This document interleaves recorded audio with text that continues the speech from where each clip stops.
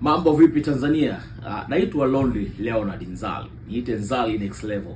Leo bwana nimeguswa. Mimi ni mpenzi mfuatiliaji sana wa movie kutoka nyumbani Tanzania.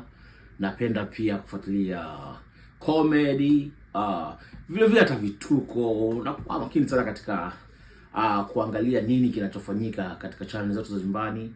Hususan ukijua kwamba mimi ni mwandishi wa habari, mtangazaji, ni graphic designer, kwa hiyo ni mtu wa media kindakindaki. So nimependa sana ujio wa niite ni series hii inaitwa Memkwa ya kwake Steve Mweusi. Memkwa bwana, kwanza ni bonge production, bonge ya series, lakini kikubwa ni kwamba ile idea. So langu kubwa hapa na zaidi nataka nimpongeze Steve Mweusi. Lakini hebu turudi nyuma kidogo, tuseme zile hadithi rejea, term of reference. Watu wa comedy wote kwa ujumla Tanzania, napenda kuwapongeza kwa kuonyesha ushirikiano wenu mkubwa sana. Mmekuwa na ushirikiano ambao sisemi nataka kuwagawa katika mambo ya tasnia, lakini hapana. Ukweli tuongee. Tasnia ya uigizaji ilishika moto sana kwenye maigizo ya kuigiza kawaida. Tukianza kuona tuache babu zetu kina Mzee Majuto.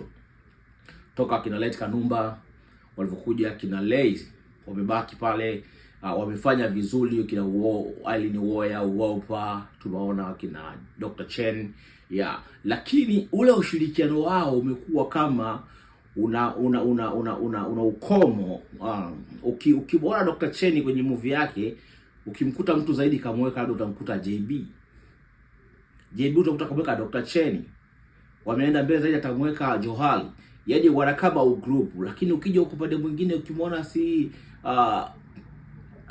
noma zote sana wengi, kwa mfano kama huo. Lakini kwenye comedy nimekuja kuona watu wanashirikiana sana kuliko watu wa movie za kawaida. Sijui kwa nini upendo. Toka ameanza Koi Mzungu katika mambo ya stand up comedy, nimeona jukwani pale wamekuja watu wengi kutoka sehemu tofauti tofauti kwenye comedy na wanafanya pale vizuri. Okay, hiyo naona ni jambo moja jema. Na pia nipongeze nyingine kwa Ommy Dimpoz kwenye zile tuzo za comedy, pia ziliweza kufanya vizuri na tunategemea hata kama zikija zitafanya vizuri zaidi, kwa sababu zilikuwa ni za kwanza na zilifanya vyema. Lakini sasa turudi katika hii ya watu wa comedy. Niliona harusi ya Joti, jinsi watu walivyokuwa wamejumuika katika sherehe. Naona party nyingi za waigizaji, lakini wakija wa comedy utawakuta wako wengi, watu tofauti wanashirikiana. Niliona harusi